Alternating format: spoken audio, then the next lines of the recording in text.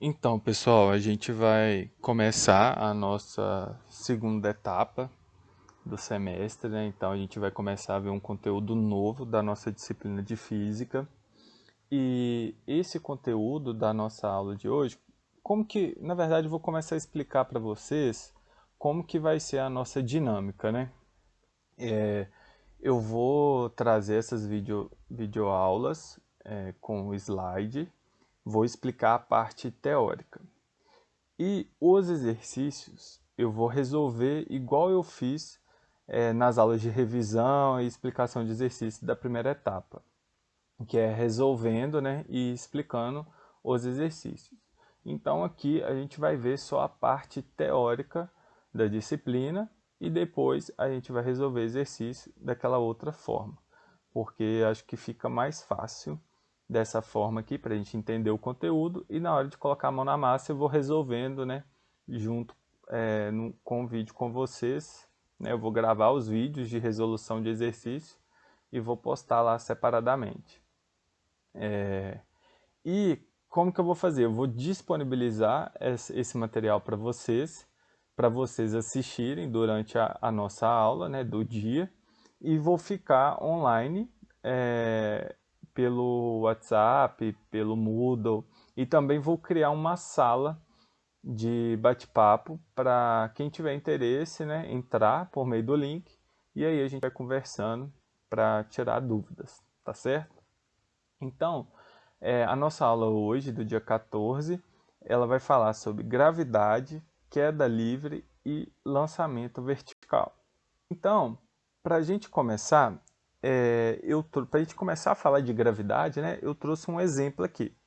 Vamos supor que a gente tem um elefante e um macaco. Cada um deles vai ter um certo peso.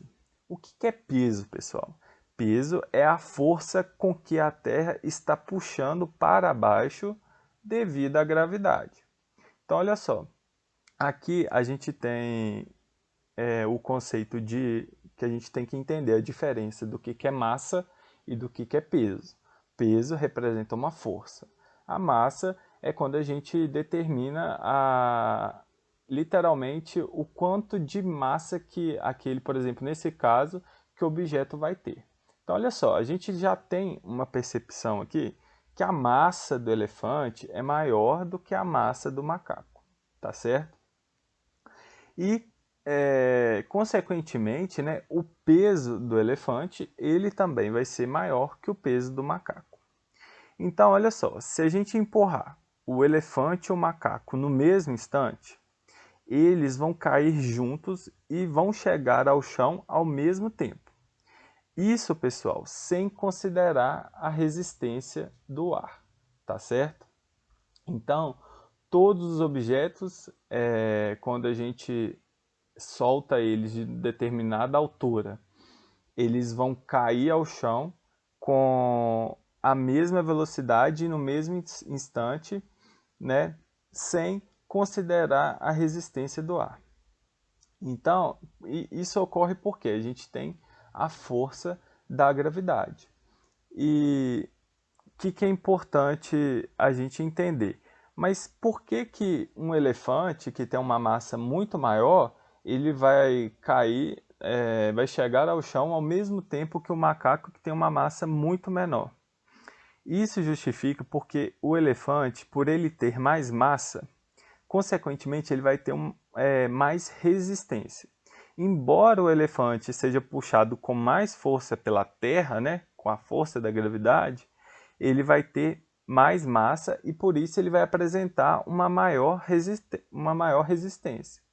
Então, se a gente tem, por exemplo, dois objetos e a gente vai soltar eles ao mesmo tempo de uma certa altura, o objeto de mais massa ele é puxado com mais força, mas ele também apresenta mais resistência.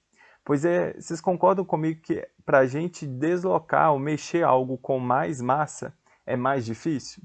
Então, quando a gente tem essas duas situações, sem considerar, né, a resistência do ar, que é uma informação extremamente importante, então ambos os objetos, ou nesse caso ambos os animais, eles vão chegar ao chão ao mesmo tempo e com a mesma velocidade. Por questões assim, por mais que eles têm massas diferentes, mas a resistência vai ser proporcional a essa massa. Então eles vão chegar ao chão ao mesmo tempo, tá? Então, vamos começar a entender. A gente tem a gravidade, ela é apresentada em forma de aceleração. E essa aceleração da gravidade, ela é a mesma para todos. Não estamos considerando, né, o efeito do ar. Ou seja, a gente não trabalha com a resistência do ar. Então, se a gente considerasse a resistência do ar nesse experimento aí, por exemplo, a gente soltar um elefante e um macaco, se tivesse a apresentação da resistência do ar, aí a gente poderia concluir que eles não iriam cair juntos ao mesmo tempo. Tá certo? Então, se a gente pegar, por outro exemplo, uma pena e uma pedra, considerando o efeito do ar, a resistência do ar, se a gente soltar elas, elas não vão cair, né, não vão chegar ao chão ao mesmo tempo, porque tem a resistência do ar. Então, o nosso estudo aqui, a gente está considerando que não tem resistência do ar, tá, pessoal? Por isso que esses objetos, animais, que nesses exemplos, eles vão cair juntos porque não considera a resistência do ar. E aí a gente na Terra, né, ao nível do mar, o valor da aceleração devido à gravidade é de 10 metros por segundo ao quadrado. E a gente representa ela pela letra G. Então, essa é a medida que a gente vai adotar para resolver os nossos problemas. Quando falar de aceleração da gravidade, vocês já podem ter em mente que ela vale 10 metros por segundo ao quadrado. Então, vamos aos exemplos aqui. A gente tem um objeto aqui, né? uma esfera, e a gente vai soltar ela aqui de uma determinada altura. Então, a velocidade inicial dessa esfera é de 0 metros por segundo.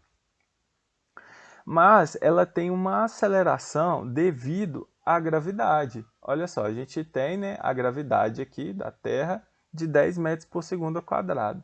Então, Rafael, vocês vão perguntar assim, o que isso quer dizer? Eu tenho uma esfera, vou soltar ela de uma determinada altura, a velocidade inicial dela é 0, né? Mas ela vai apresentar uma aceleração. Então, o que isso significa? Que essa esfera está sendo puxada pela Terra e está ganhando uma certa velocidade. Tá, mas qual que é o valor dessa velocidade que ela está ganhando, né? A gente vai concluir que se eu tenho uma aceleração de 10 metros por segundo ao quadrado, a cada 1 segundo, a velocidade da esfera vai aumentar 10 metros por segundo. Então, olha só, vou até voltar aqui. A gente tem uma velocidade, né, de 0 metros por segundo, só que eu tenho uma aceleração atuando sobre essa esfera. Então, após 1 segundo, essa esfera vai estar aqui, nessa posição, né, com uma velocidade de 10 metros por segundo. E é isso o que a aceleração diz para a gente, né? É o quanto a nossa velocidade está mudando. Então, olha só, se eu considerar que após mais 1 segundo, essa esfera vai estar aqui com uma velocidade de 20 metros por segundo, tá?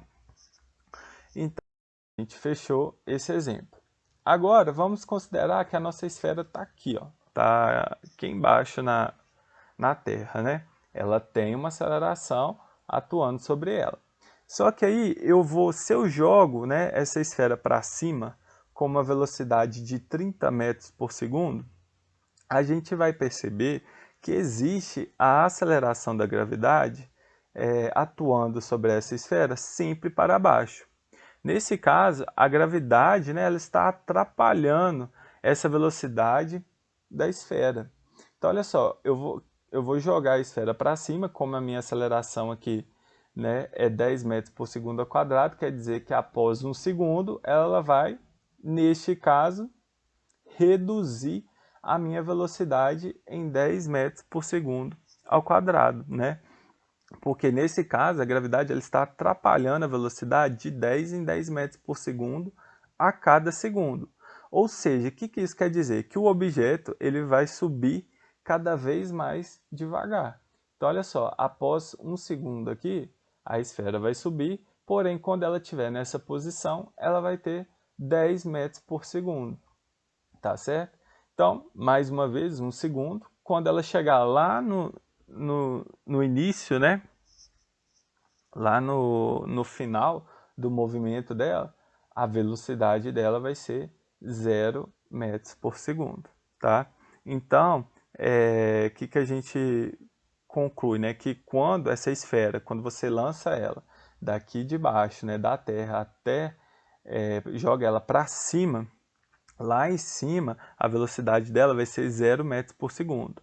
Mas o que acontece, pessoal? A aceleração da gravidade ela continua puxando para baixo. Então, o que vai acontecer? Olha só, a gente vai inverter a situação, né? O objeto ele não fica parado, você não lança um objeto para cima e ele chega no ponto final e para. Ele vai ocorrer a atuação da força aqui, da força não, da aceleração da gravidade. Então ele vai começar a descer novamente.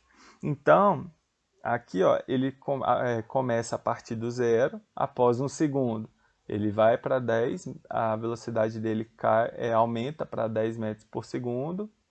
Aqui, após um segundo, a velocidade vai aumentar para 20 metros por segundo. E quando ele chegar ao solo aqui da Terra, a velocidade final dele vai ser 30 metros por segundo.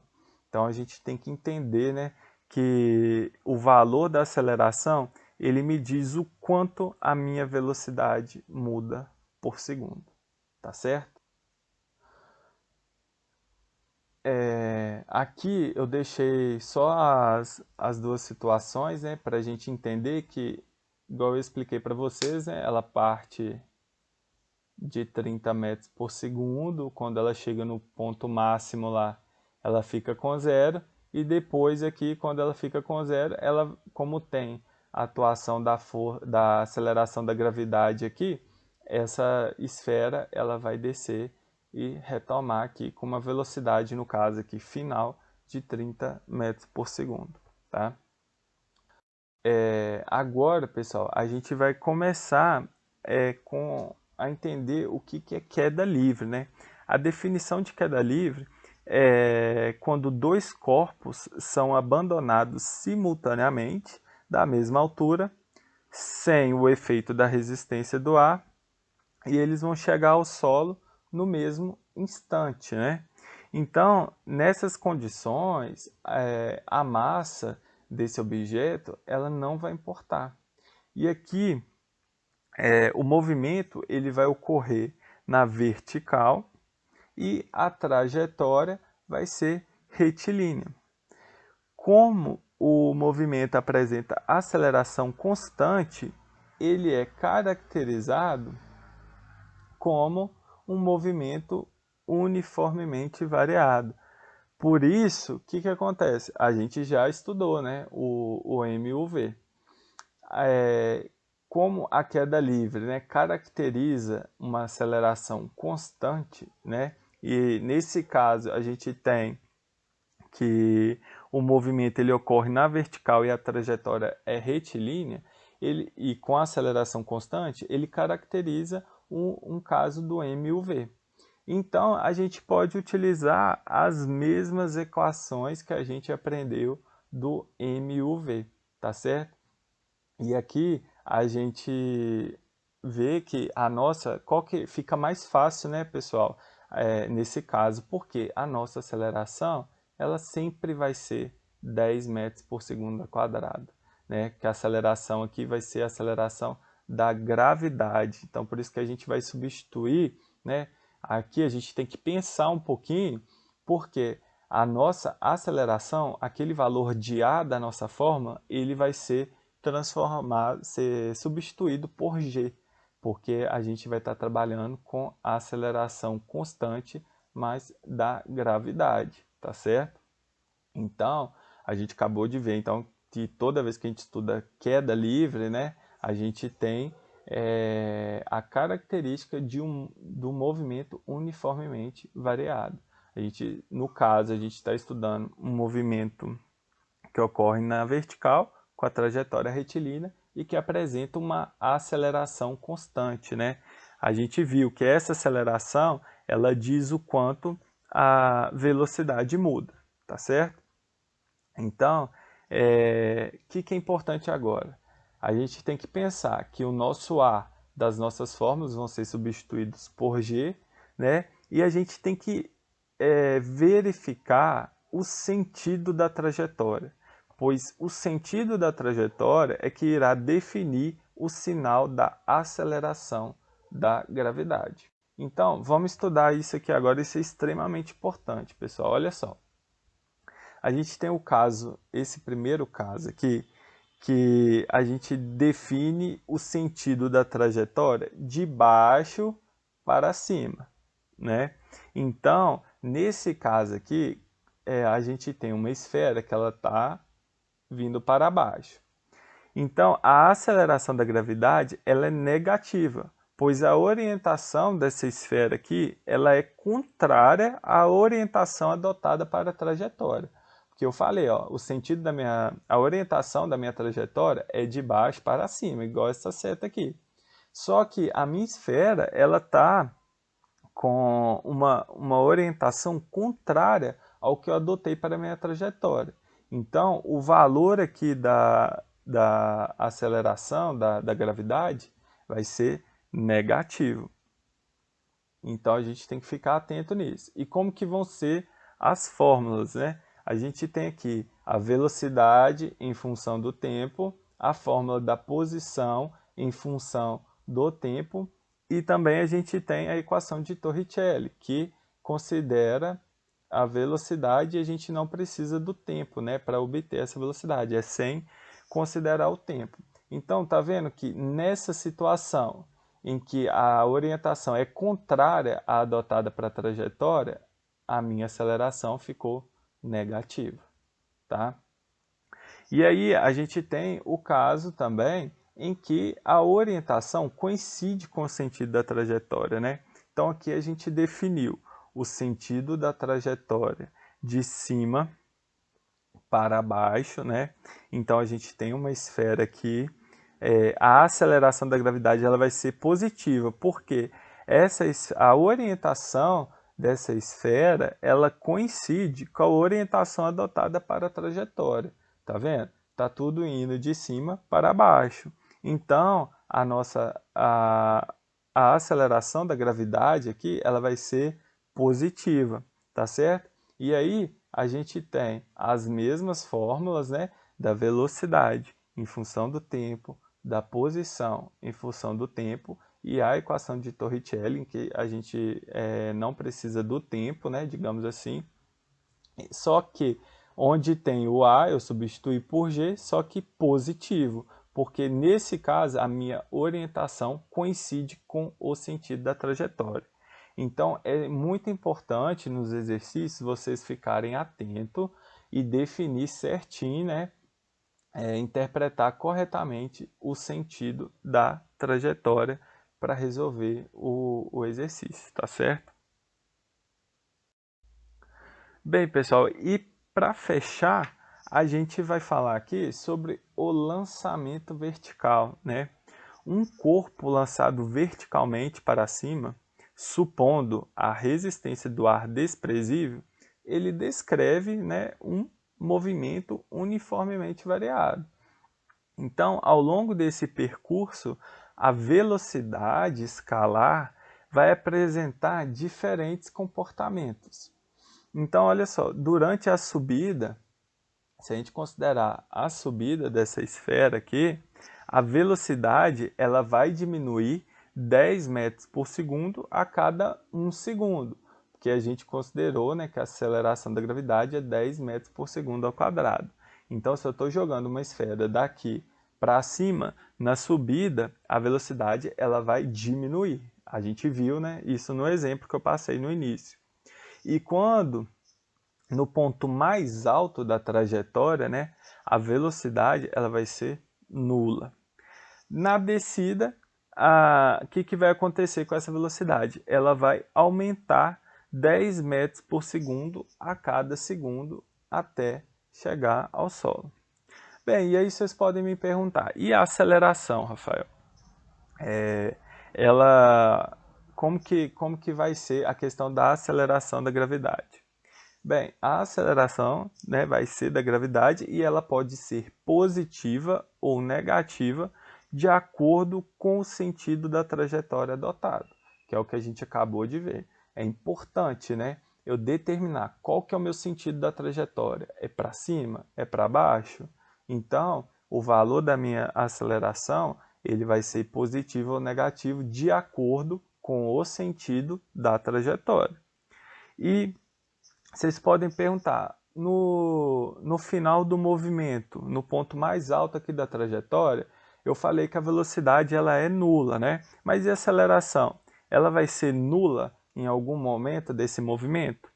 Não, nunca que a aceleração vai ser nula, né? A gente viu que a velocidade é nula no ponto mais alto, mas a aceleração em nenhum ponto desse movimento ela se anula, tá certo? Então, tanto que é característico do MUV? A gente tem uma aceleração constante, não é? Então ela nunca vai se anular nesse tipo de movimento, tá certo? Bem, pessoal, aqui ó, a gente tem esse primeiro exercício e depois a gente tem esse exercício. O que eu vou fazer? Para ficar bem claro, né, o conteúdo, eu vou resolver esses exercícios, conforme eu falei no início da aula, de forma separada, né, escrevendo bem detalhado, e vou postar junto com o vídeo dessa aula explicando a parte teórica. E aí eu vou ficar disponível no horário da nossa aula para vocês tirarem dúvidas. Vejam o vídeo, né, dessa parte teórica. Se necessário, assistam mais de uma vez, façam as anotações, tudo certinho, das dúvidas que vocês tiverem. Vejam a resolução desses exercícios, tentem fazer ele acompanhando o vídeo, assistam ele uma vez, vejam como é que eu fiz, depois tentem fazer. Não deixem acumular matéria. À medida que eu for passando a teoria e resolvendo exercícios, tentem já refazer e tirar a dúvida dos exercícios e a gente vai conseguir aí aproveitar ao máximo a nossa aula. Então, eu vou encerrar a aula de hoje por aqui, vou deixar o vídeo dos exercícios e fico aí à disposição de vocês. E gostaria também que vocês me dessem um feedback com relação às nossas aulas. Se está legal do jeito que eu estou fazendo, né, que eu comecei a fazer, se alguém tem alguma sugestão, alguma ideia, eu fico aí à disposição, tá certo? Um abraço a todos e até mais.